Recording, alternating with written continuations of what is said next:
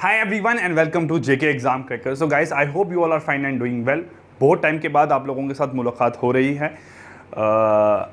अभी आप लोगों को पता है कि हम लोग सिर्फ जो है JKSSB फीमेल सुपरवाइज़र के एग्ज़ाम की यहाँ पे बात करने वाले हैं, जिसकी नंबर ऑफ़ वैकेंसीज़ आप लोगों की 201 से आपकी 186 नंबर ऑफ़ वैकेंसीज़ हो गई थी। 15 वैकेंसीज़ आप लोगों की डिक्रीज़ हो गई थी। एग्ज़ाम का फॉर्म जो था आप लोगों का जनवरी मंथ में फिल हुआ था,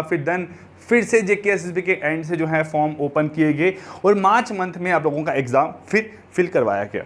अभी एग्ज़ाम की जो डेट है वो आप लोगों की 23 जून एक टेंटेटिव डेट है। एक्सपेक्टेड है कि उसी डेट को आप लोगों का जो एग्ज़ाम है कंडक्ट होगा, तो हम सब लोग जो है वो उसी तरीके से आपके एग्ज़ाम की तैयारी कर रहे हैं। अगर हम लोग इस एग्ज़ाम की बात करें तो बहुत इंपॉर्टेंट एग्ज़ाम है from female point of view से, क्योंकि ऐसा नहीं होता है कि कभी कोई वैकेंसीज जो है वो अलग से निकाला जाए इस पर्टिकुलर आपके जो है सेक्स के लिए, कि मेल के लिए वैकेंसीज हैं या फीमेल के लिए वैकेंसीज हैं। जनरली वैकेंसी जो है वो ओवरऑल निकाली जाती है। अब ये एग्ज़ाम ज़रूरी इसलिए है क्योंकि मैंने देखा है कि इस एग्ज़ाम में बहुत सारे लोग ऐसे हैं जो कि बहुत देर से एग्ज़ाम की तैयारी नहीं कर रहे थे। वो लोग अपने अपने पर्टिकुलर कहीं ना कहीं पे प्राइवेट जॉब कर रहे थे। एक होप उनको यहाँ दिखाई दी कि सर हम लोग जो हैं शायद इस एग्ज़ाम को पढ़ के जो है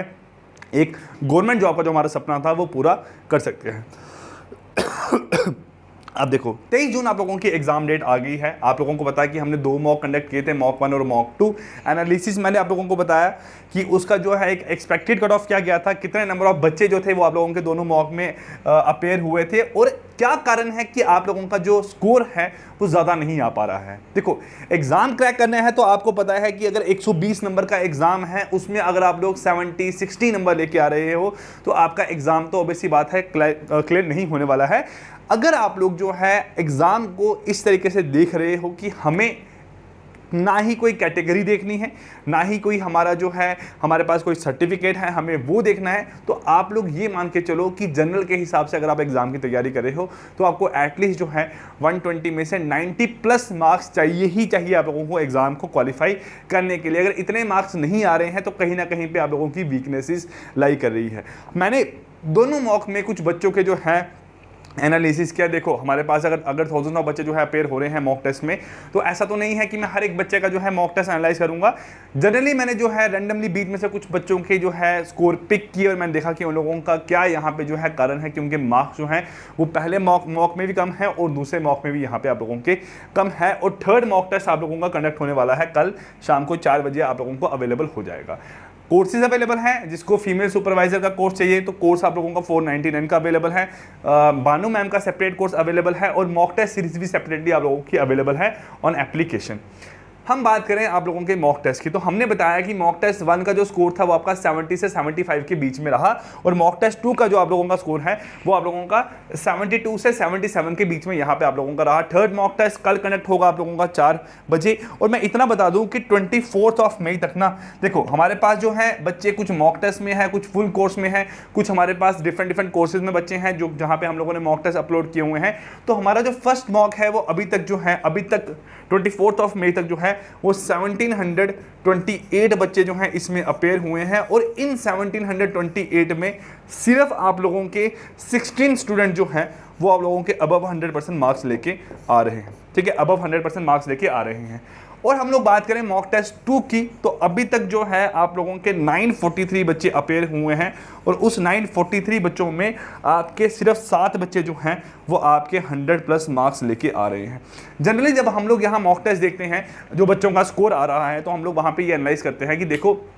अगर सपोज 16 बच्चे आप लोगों के 100 प्लस लेके आ रहे हैं, फिर उसके बाद जो है आपके 90 से 100 के बीच में सपोज आपके अगर 80 बच्चे हैं, फिर उसके बाद जो है 70 से 80 के बीच में ही मैक्सिमम बच्चे आप लोगों के लाइक करते हैं जो कि इस एग्जाम की तैयारी अच्छे से कर रहे हैं। अब वो जो है आपका जिसका स्कोर 60 आ रहा है उसको आहिस्ता से 70 तक पहुंचना है। 70 पे कुछ नहीं मिलेगा बट उसको 80 तक पहुंचना है। 80 पे भी कुछ नहीं मिलेगा तो उसको 90 से लेकर 100 के बीच में जो है मिनिमम पहुंचना है, तभी जाके वो जो है एग्जाम को यहाँ पे क्वालिफाई कर पाएगा। ठीक है, तो ये आप लोगों का यहाँ पे कैसा आप लोगों का भी सिस्टम रहना चाहिए, लास्ट के 1 मंथ में किस तरीके से आप लोगों को तैयारी करनी है वो थोड़ा यहाँ पे आप लोगों को यहाँ पे बताया जाएगा। अब देखो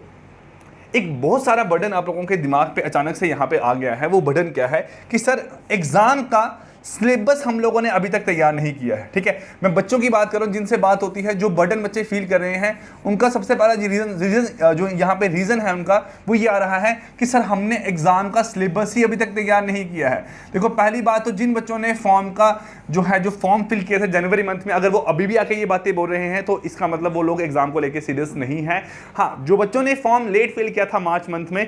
वो अगर ऐसी बात बोले तो ठीक है भाई, बनता है कि उन लोगों को इतना टाइम नहीं मिल पाया कि आप लोग एग्जाम की तैयारी कर पाए, पर कर कुछ नहीं सकते हैं। अभी कुछ बच्चे यही सपने में हैं कि जेकेएसएसबी को हम लोग पेटिशन लिखेंगे, उनको हम लोग रिक्वेस्ट करेंगे, एप्लीकेशन लिखेंगे, बच्चों से साइन करवाएंगे तो एग्जाम जो है आप लोगों का पोस्टपोन हो सकता है। बट मुझे नहीं लगता कि ऐसा कुछ होने के चांसेस हैं। एग्जाम की डेट है 23 की बजाय आप लोगों का 1 हफ्ता 2 हफ्ता आगे शिफ्ट हो जाएगा, बट एग्जाम आप लोगों का जो है वो इसी डेट के अकॉर्डिंगली कंडक्ट हो ही जाएगा। नेक्स्ट बात करूं, फॉर्म इन लोगों ने लेट फिल किए थे, एक्सपेक्टेड नहीं था कि इन लोगों को यहाँ पे कि हमारा जो एग्जाम है वो इतनी जल्दी आप लोगों का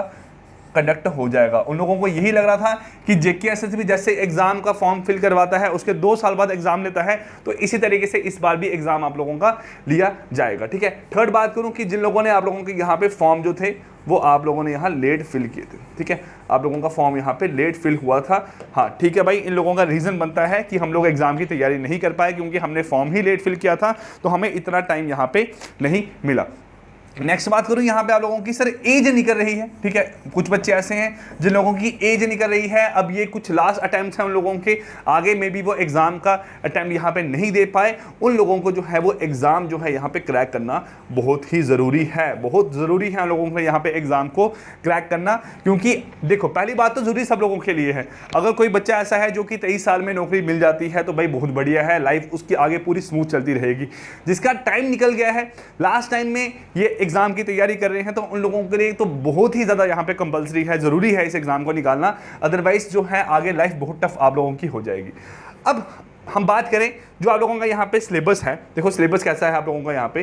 पूरा सिलेबस आप लोगों का 120 मार्क्स का यहाँ पे आपका है, 120 मार्क्स का सिलेबस है। तो मैं 120 मार्क्स को ये मान के चलूँ कि अगर आप लोग दिन में 10 घंटे भी पढ़ते हो तो बहुत सफिशिएंट है आप लोगों की एग्जाम की तैयारी करने के लिए। आज के हिसाब से आप लोग नियर अबाउट जो है 300 घंटे अगर पढ़ लोगे तो एग्जाम की तैयारी और रिवीजन करना जो है आप लोगों के बहुत सफिशिएंट है। पहले मैं बता दूं आप लोगों को, जो भी आप लोगों का स्पेशलाइजेशन पार्ट था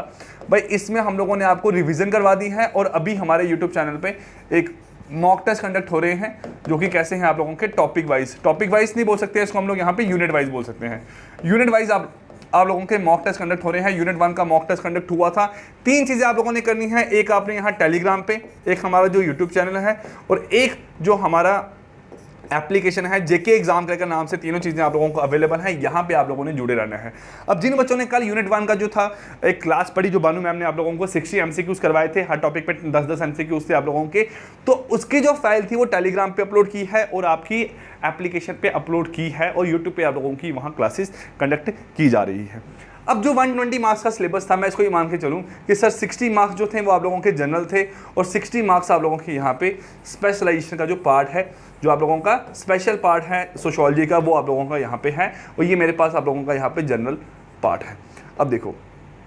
अगर मैं ये बात करूँ ना, एक सुनना ध्यान से, आप लोग आराम से बात समझने की कोशिश करना। देखो एग्जाम की तैयारी आप लोगों ने कर रखी है, रिवीजन आप लोगों ने करनी है, तो आप ये मानो कि अगर आप डेली जो है 4 आवर यहाँ पे इसको दे रहे हो, डेली आप लोगों यहाँ पे इसको 4 घंटे दे रहे हो। सर एक दिन मैंने इंग्लिश कंप्यूटर पढ़ा, 1 घंटा इंग्लिश कंप्यूटर पढ़ा, 1 घंटा मैथ रीजनिंग पढ़ा मैंने, 1 घंटा मैंने जीके और 1 घंटा मैंने साइंस पढ़ लिया आप लोगों की। अगर आप लोग डेली 4 घंटे इसको दे रहे हो और आप लोग डेली के इसको यहाँ पे 6 आवर देते हो स्पेशलाइजेशन के पार्ट को, कैसे बोल रहा हूँ मैं आपका यहाँ पे, सपोज 6 डे,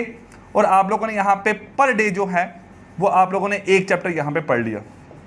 एक यूनिट यहाँ पे पूरा पढ़ लिया, तो भाई 6 घंटों में अगर आपका एक यूनिट रिवाइज नहीं हो रहा है तो फिर तो तैयारी नहीं है। 6 घंटों में अगर आप लोग एक यूनिट रिवाइज कर रहे हो, 4 घंटे आप लोगों ने पूरे नोट्स जो भी आप लोगों ने बनाए हैं, जो भी कोचिंग सेंटर से आप लोग पढ़े हो उसको पूरा रिवाइज किया, और जो बचे हुए आप लोगों के 2 घंटे हैं, उस 2 घंटों में अगर हम पर मिनट बात करें, अगर आप 2 एमसीक्यूज 1 मिनट में करते हो तो 240-250 एमसीक्यूज आप लोग जो है 2 घंटे में कवरअप कर पा रहे हो आपके सोशियोलॉजी के पार्ट की। तो इतना तो हम लोग ये मान के चल सकते हैं कि आप लोगों को एटलीस्ट ये तैयारी तो करनी ही चाहिए। ठीक है, ये तैयारी करना बहुत ज़रूरी है, क्योंकि जो 6 घंटे यहाँ पे यूटिलाइज हो रहे हैं, अगर आप लोग 6 × 6 घंटे यहाँ पे यूटिलाइज करते हो तो आपके यहाँ पे 6 दिनों में आपके जो हैं 6 के 6 यूनिट इसके यहाँ पे कवरअप हो जाएंगे। देन हम लोग जो हैं बाकी पार्ट को ज़्यादा आप लोगों को यहाँ पे टाइम दे सकते हैं। ठीक है वही क्वेश्चंस हैं, वही चीज़ें हैं, वही आपके नोट्स हैं, वही चीज़ें आप लोगों के एग्जाम में पूछी जाएगी। टफ अगर एग्जाम आएगा तो सभी के लिए टफ आएगा, इजी आएगा तो सभी के लिए इजी आएगा, बट कुछ अलग सा यहाँ पे नहीं है जो कि आप लोगों को देखने को मिलेगा।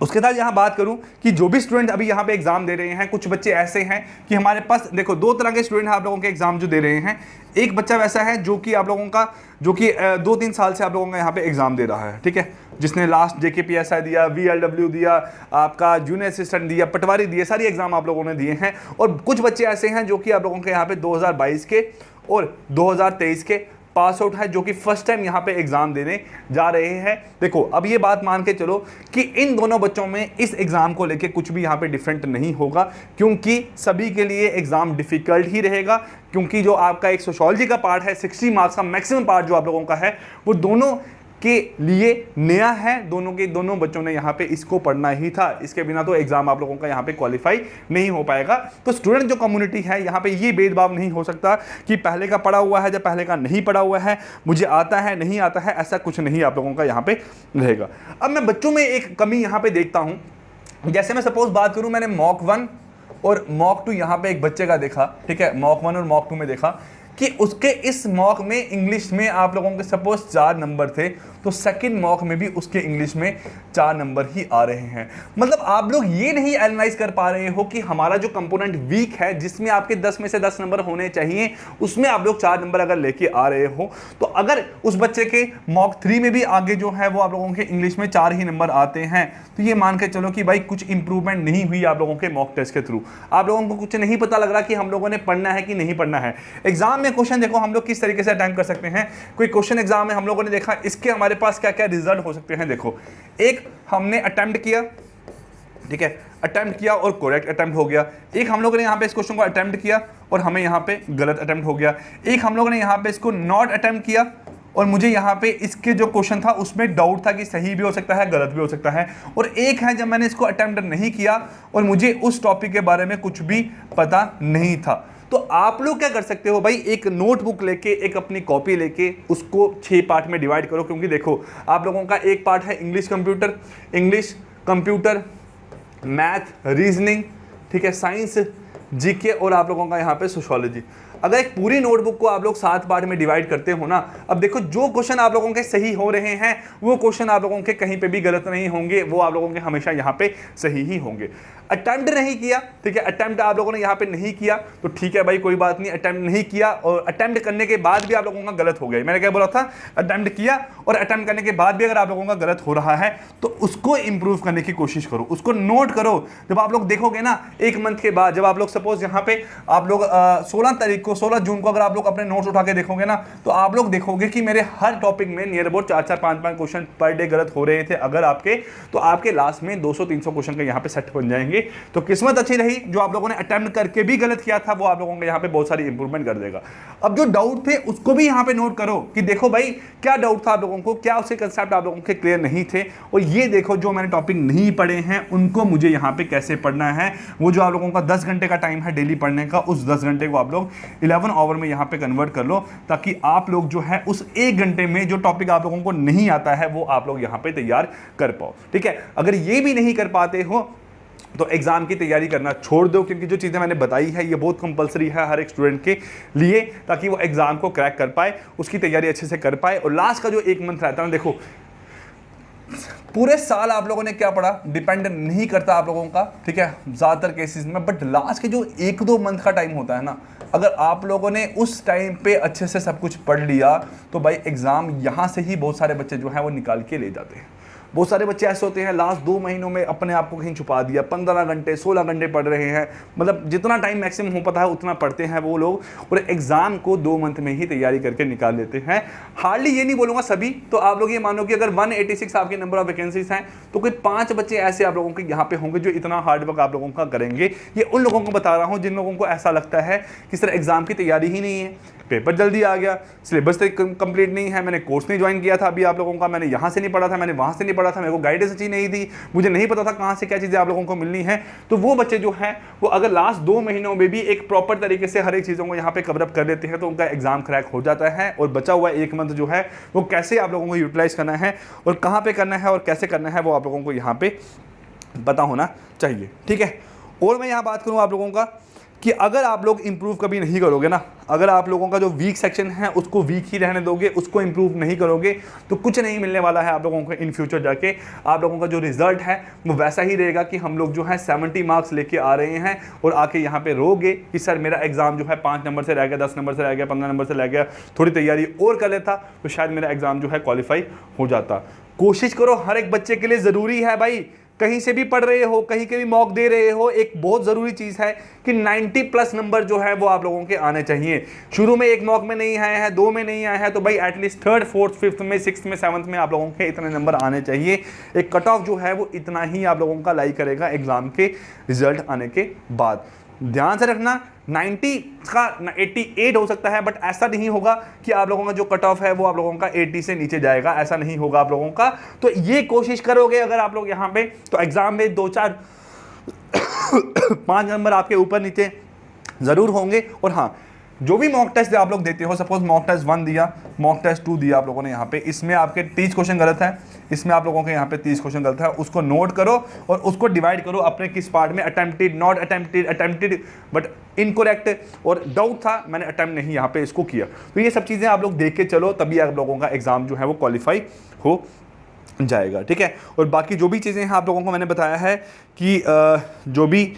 मेंटली इस टाइम पे ये सोचते हैं कि हम लोगों को एग्ज़ाम क्वालिफाई करना है, वही लोग एग्ज़ाम को क्वालिफाई करेंगे। क्योंकि अगर मेंटली थोड़ा वीक अगर आप लोग इस टाइम पे हो जाओगे ना कि सर होगा ठीक है, नहीं होगा तो अगला एग्ज़ाम आने वाला है, हम लोग अगला एग्ज़ाम क्वालिफाई कर देंगे, भाई नेक्स्ट करते करते कितने नेक्स्ट निकल जाएंगे आपको नहीं पता लगेगा, आपको ध्यान ही नहीं यहाँ पे इस चीज़ के बारे में आएगा। क्लासेस हो रही हैं, मैथ एंड रीजनिंग की क्लास भी आप लोगों की जल्दी ही स्टार्ट कर दूंगा, ताकि आप लोगों को उस पार्ट में भी जो 10 नंबर हैं उसमें आप लोग मैक्सिमम नंबर यहाँ पे स्कोर कर पाओ। Clear? So guys, wish you all the best. आप लोगों की भलाई के लिए हर चीज़ बताई जा रही है, तो फॉलो करो and do subscribe to JK exam cricket. Bye bye and take care.